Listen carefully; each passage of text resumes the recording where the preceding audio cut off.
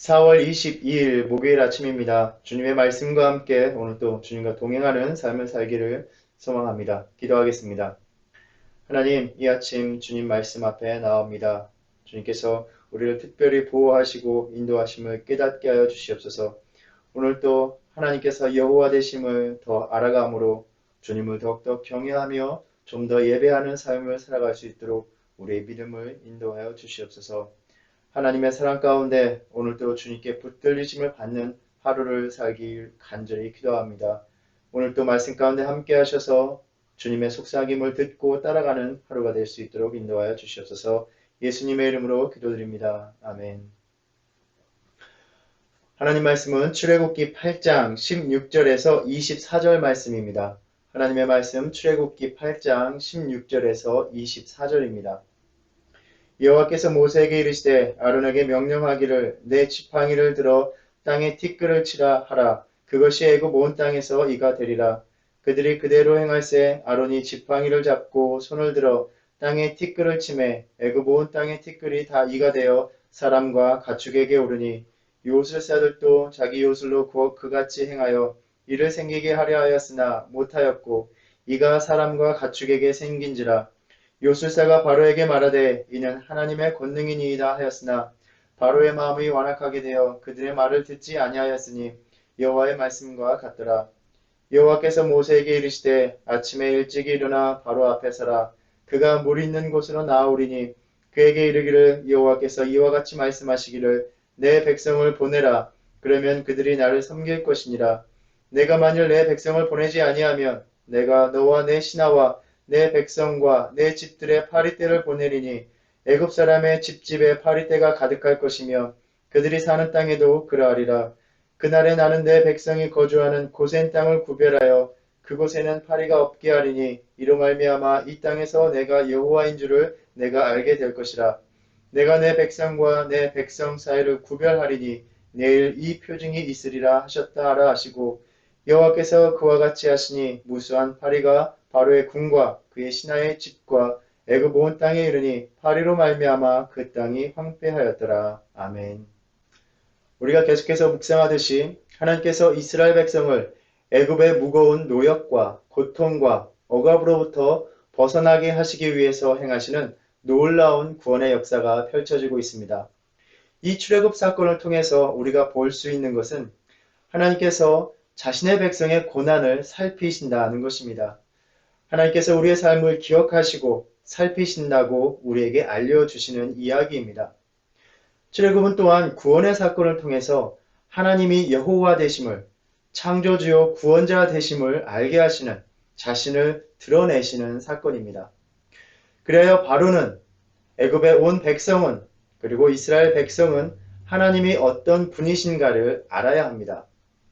그리고 이 하나님을 온전히 알므로 인해서 하나님을 예배하는 자리에 나아가서 그의 백성이 마땅히 주님께 행해야 할 일, 또 하나님께서 원하시고 요구하시는 일, 예배로 영광을 드리는 삶을 살아야 한다고 말씀하십니다.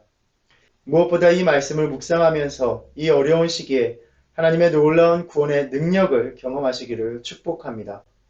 그래야 하나님이 어떤 분이신지를 다시 한번 분명히 깨닫기 원합니다. 무엇보다 이 깨달음으로 인해서 우리의 삶이 우리 자신을 위한 것이 아니라 하나님께서 원하시고 요구하시는 삶, 예배의 삶으로 회복되기를 간절히 소망합니다. 하나님의 재앙이 애굽에 내리고 있습니다. 이 재앙은 이집트의 삶, 그들의 문화와 사고를 결정하는 그 환경과 종교와 관련되어 있다는 것을 염두에 둘 필요가 있습니다. 오늘 본문은 세 번째 재앙, 땅의 티끌로 이를 내리는 재앙입니다.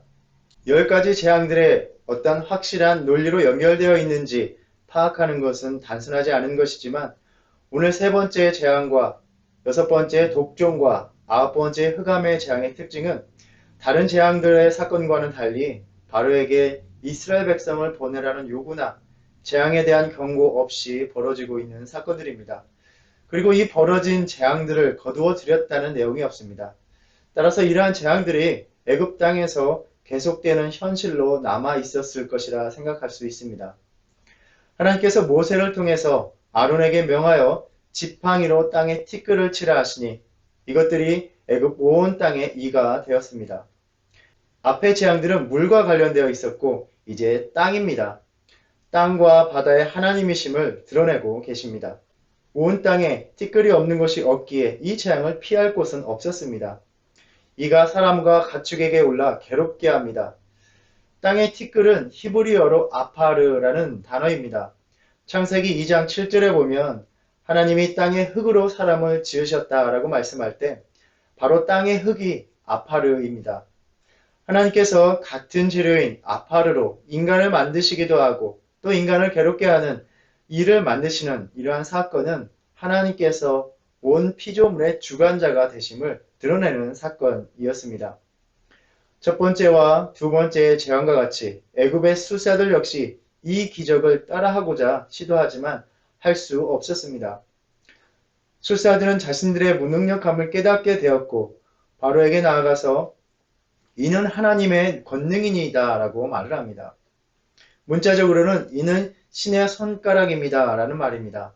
손은 흔히 능력을 가리키는 말입니다. 신이라는 말은 인간이 아닌 신, 그러니까 애굽에 있는 여러 신들 중에 하나의 권능이라는 말로도 볼 수 있지만 문맥상으로 볼 때 이는 하나님을 가리키는 것으로 보입니다. 애굽의 수사들은 이러한 일들이 결코 사람의 능력, 자신들의 능력으로 할 수 없다는 것을 인정할 수밖에 없었습니다. 그러나 흥미로운 것은 바로의 반응으로 볼 때 애굽의 술사들이 과연 하나님의 권능입니다. 우리가 하나님의 말씀을 들어야 합니다. 라는 하나님에 대한 인정과 고백의 말로는 보기 어렵다는 점입니다. 이러한 재앙이 사람이 아닌 신이 행할 수 있는 일이라고 인정하는 데 그쳤을 뿐 하나님에 대한 두려움이나 순종으로 나아가지 않은 것입니다. 우리는 종종 10가지 재앙의 사건이나 예수님께서 행하신 기적을 보면서 왜 그 당시 사람들은 그러한 일들을 보면서도 깨닫지 못하고 주님을 믿지 않았는가? 왜 믿음으로 나아가지 못하였는가? 라고 의아해하기도 합니다. 그러나 이것이 바로에게서 보는 인간의 완악함, 어떤 면에서 바로 우리 자신의 완악함과 다르지 않다는 것을 알 수 있습니다. 우리가 과연 애굽 사람들 또는 바로였다면 첫 번째 재앙에서 하나님을 인정하고 복종하였을까요? 결코 그렇지 않았을 것이라는 것을 바로 지금 우리의 삶이 보여주고 있습니다. 우리는 신앙생활을 하면서 하나님께서 행하시는 놀라운 일들을 봅니다. 애굽의 술사들처럼 이는 하나님의 능력, 사람의 능력으로 할 수 없는 일들을 종종 봅니다. 우리의 믿음으로 볼 때 그 일을 하나님께서 행하신 일이라는 것을 알고 있습니다. 주변에서 하나님의 놀라운 치유를 경험하는 것을 봅니다. 우리의 예상과 기대를 벗어나서 우리가 아는 세상 이치로는, 세상 논리로는 이루어질 수 없는 일들이 나타나는 것을 봅니다. 우리는 순순히 인정합니다. 이는 하나님이 행하신 일입니다. 그러나 거기까지입니다. 하나님이 그러한 일을 행하실 수 있고 하나님께서 행하시는 일들이 우리 주변에서 일어날 수 있다는 것을 인정하는 데까지, 거기까지만 그칠 뿐 그것으로 인해서 우리가 하나님의 뜻에 전적으로 복종하는 삶을 살지는 않는 것입니다. 이것이 바로의 완악함 속에서 보는 우리 믿음의 부끄러운 고집스러운 현실입니다. 때로 왜 하나님은 재앙을 10가지나 내리셔야만 했을까라고 질문을 합니다. 그만큼 하나님께서 자신을 알도록 드러내시기까지 인간의 마음이 하나님을 순종하는데 얼마나 완악한 마음으로 버티는지를 보여주고 있는 사건입니다. 우리가 비록 신앙인이지만 주님께 다 내려놓기까지 수많은 하나님의 손길을 경험합니다. 언제까지일까요? 바로 하나님께서 나의 삶을 온전히 무너지게 하실 때까지, 그래서 주님이 아니면 다시 일어설 수 없음을 깨닫게 하실 때까지 우리는 그렇게 버티면서 조금이라도 내 육신의 뜻대로, 의지대로 할 수 있는 여지가 있다면 하나님의 뜻을 아는 것과 상관없이 우리의 원대로 살아가기를 고집합니다. 그렇지 않습니까? 우리는 하나님이 철저하게 그분을 예배하는 삶을 살기 원하신다는 것을 잘 알고 있습니다. 그러나 우리는 우리의 삶을 온전히 드리고 있지 않습니다. 왜냐하면 하나님의 뜻을 거스르고 있다는 것을 잘 알고 있지만 여전히 내 뜻대로 살 만한 형편이 유지되고 있기 때문입니다. 바로가 그랬습니다. 아직 나라가 온전히 다 망한 것이 아니었습니다. 여전히 자신의 권세를 유지할 수 있었습니다. 그렇게 하나님께서 모든 것을 다 무너지게 하지 않으셨습니다. 하나님께서 권능으로 역사하신다는 것을 알고 있고 보아왔지만 아직은 자신의 능력으로 버틸 만한 여지가 있어 보였습니다. 바로의 마음이 완악하게 되어서 그들의 말을 듣지 아니하였다 말을 합니다. 우리 역시 주님의 말씀을 듣고는 있지만 아직 따르지 않는 삶을 살 때가 많이 있습니다. 여전히 여호와를 알지 못하는 것, 그분의 두려움을 다 경험하지 못한 것입니다. 온전히 그분을 알게 하시고 철저하게 두렵게 하실 때에야 비로소 우리는 주님께 무릎을 꿇을 때가 많이 있습니다. 하나님이 바로의 마음을 완악하게 하신다는 의미가 하나님께 순종할 마음이 있었는데 하나님께서 일부러 완악하게 하셨다는 의미가 아님을 우리는 이미 나누었습니다. 이 말은 하나님이 인간의 마음을 자신의 원대로, 자신의 의지대로 할 수 있게 내버려 두신다는 의미로 볼 수 있습니다. 로마서 1장은 하나님이 마음을 완악하게 하신 인간의 마음이 어떠한지를 말해줍니다. 하나님을 알되 하나님을 영화롭게도 아니하며 감사하지도 아니하고 오히려 그 생각이 허망하여지며 미련한 마음이 어두워졌나니 결코 하나님을 몰라서 그런 것이 아닙니다. 하나님을 알지만 그렇게 한다라고 말씀합니다. 오늘날도 마찬가지입니다. 하나님이 우리 인간들이 할 수 없는 일들을 행하신다는 것을 잘 알고 있습니다.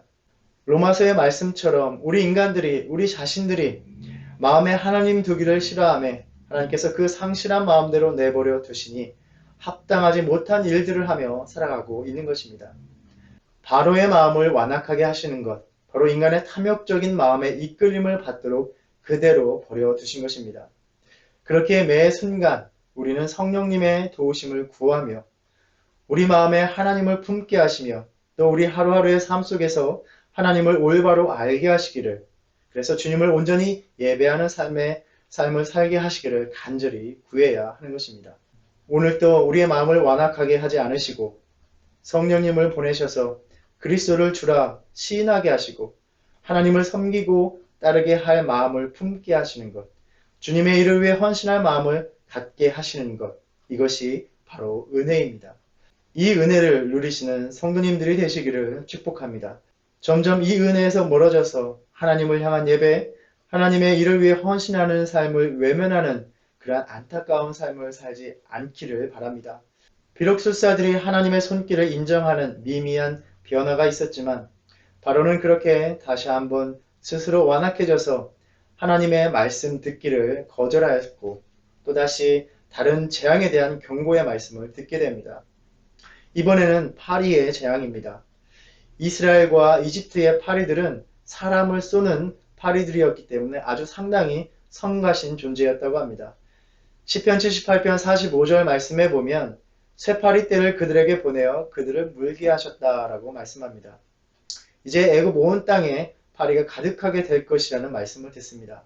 앞에 재앙들과 연속해서 볼 때 하나님은 물과 땅, 이제 하늘에 있는 것에 재앙을 내리심으로써 온 피조 세계의 주 되심을 드러내고 계십니다. 사실 이나 파리나 아주 성가신 존재이지만 인간의 생명에 치명적인 위협을 가하는 것들은 아닙니다. 그러나 분명한 것은 이러한 재앙들이 계속되는 가운데 애굽 땅에서의 삶이, 애굽의 현실이 점점 비참해져 가고 있다는 것입니다. 하나님의 손길을 깨닫지 못하는 신앙도 마찬가지로 점점 그 삶이 황폐해져 간다고 말씀하십니다. 이 재앙에서부터 한 가지 예외가 생겨났습니다. 하나님께서 이스라엘 백성들이 사는 땅을 구별하여 재앙을 내리시겠다고 하신 것입니다. 그날에 나는 내 백성이 거주하는 고센 땅을 구별하여 그곳에서 파리가 없게 하리니 이로 말미암아 이 땅에서 내가 여호와인 줄을 내가 알게 될 것이다. 참 은혜가 되는 말씀입니다. 단지 하나님이 놀라운 능력을 행하시기 때문에 여호와인 줄을 알게 되는 것이 아닙니다. 그가 그분의 자녀, 그분의 백성을 구별하시고 그들을 돌보시기 때문에 그가 여호와인 줄 알게 될 것이다 라고 말씀하십니다. 출애굽은 하나님께서 그 백성을 잊지 않으시고 그 백성을 기억하고 계시고 끝까지 주님이 주신 언약을 지키시는 신실함을 보여주시는 이야기입니다. 그리고 이 아침 바로 이 출애굽의 이야기를 통해서 우리에게 말씀하여 주십니다. 너는 내 백성, 내가 구별되어 돌보는 나의 자녀라고 말씀하십니다. 나는 여호와, 나의 자녀들을 돌보는 자임을 너희가 알게 될 것이다 라고 말씀하십니다. 너희는 한낱 피조물이 아니라 머리털까지 센바된 나의 귀한 자녀라고 말씀하십니다. 악한 세상을 다루실 때도 그 심판에서 신실한 그의 백성, 그의 자녀들이 해를 입지 않도록, 해를 당하지 않도록 보호하시는 분이라 말씀하십니다. 그래서 우리는 이 악한 세상에 하나님의 철저한 심판이 있다는 것을 분명히 알지만 주님의 보호하심 그 날개 그늘이 있기에 오늘도 두려워하지 않고 살 수 있습니다. 하나님께서는 그의 백성이 이 땅에서 세상 사람들과 별 다름 없이 살아가고 있는 것처럼 보이지만 하나님의 백성에게 관심을 기울이시는 분임을 알게 하신다라고 말씀하십니다. 이스라엘 백성들이 이 네 번째 재앙을 겪으면서 바로 이것을 깨달았을 것입니다. 그리고 더 나아가 단지 신이 되시는 하나님이 아니라 바로 그분이 자신들의 하나님이 되심을 알게 되었을 것입니다. 무엇보다 이전까지는 자신들이 애굽의 바로의 권세 아래 그 주권 아래 살고 있다고 생각되었지만 이 재앙을 통하여 자신들은 바로가 아니라 하나님의 전적인 주권 아래 놓여 있음을, 그분에게 속해 있음을 깨닫기 시작하였을 것입니다. 우리에게도 이 아침 그러한 깨달음이 있기를 바랍니다. 나를 건지시는 주님, 이 악한 세상에서 나를 구별하여 돌보시는 주님을 맛봄으로써 내가 이 세상의 권력과 이 세상사의 이치의 영향을 받으며 살아가야 하는 존재가 아니라 바로 하나님의 그 주권 아래 속한 존재임을 깨닫기를 바랍니다. 지금 이 세상을 다스리는 듯한 그 어떤 세력보다도 더 강하신 주님께서 우리가 그 주님의 손길 아래 있기에 오직 주님을 의지하는 삶, 주님을 예배하는 삶을 살아가는 존재임을 깨닫는 저와 여러분이 되기를 바랍니다. 그래야 하나님이 여호와이심을 알게 하시는 그 일들을 통해서 더 이상 바로와 같이 여전히 내 뜻대로 살만한 것 같다고 착각하면서 하나님 섬기기를 거절하는 그런 어리석음을 벗어버리는 저와 여러분 되기를 간절히 바랍니다. 이 두 재앙을 묵상하면서 이 아침 우리의 신앙을 함께 돌아보기 원합니다. 하나님이 알게 하시는 그 사건들을 통하여서 이는 하나님의 손이라는 것을 알면서도 그러한 하나님의 역사를 인정하는 선에서만 그쳐 있는 신앙. 그래서 진정으로 주님을 섬기기를 거부하며 외면하고 주님의 일에 헌신하기를 외면하는 우리의 신앙, 우리의 완고한 마음을 깨뜨려 주시기를 간구하는 이 아침 되기를 바랍니다. 하나님의 백성은 우리는 주님께 잊혀진 존재가 아닙니다. 주님은 그 언약을 기억하시면서 그 백성을 찾아오셨고 주님의 심판 가운데 그의 백성을 구별하여 주셨고 특별한 관심과 보호로 인도해 주셨습니다. 주님은 이 아침 내가 여호와인 줄 알리라. 내가 여호와 됨은 온 세상의 창조주와 구원자 됨은 내 백성을 구별하기 때문이다. 나의 백성, 나의 자녀들을 특별하게 여기는 여호와임을 너희가 알아야 한다라고 말씀하십니다.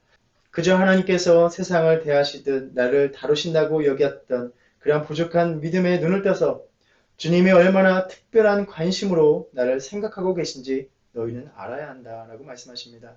무엇보다도 나를 다스리는 분이 바로 주님이심을, 나는 세상이 아니라 주님의 주권에 속한 자임을 깨달으라 라고 말씀하십니다. 즉 우리의 살 길은 또 참된 형통의 길은 바로 주님께 달려있다. 그것을 깨달으라 말씀하십니다.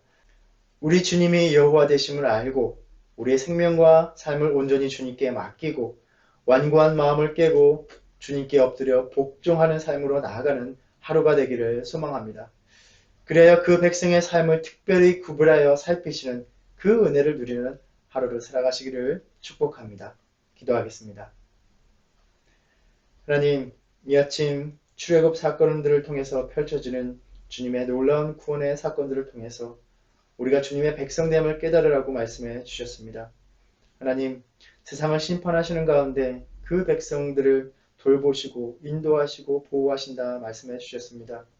우리가 주님을 믿으면서 주님께서 행하시는 많은 일들을 보지만 그것을 인정하는 데만 그치고 주님께 온전히 나아가 복종하며 순종하지 않았던 삶을 살았다는 것을 회개합니다.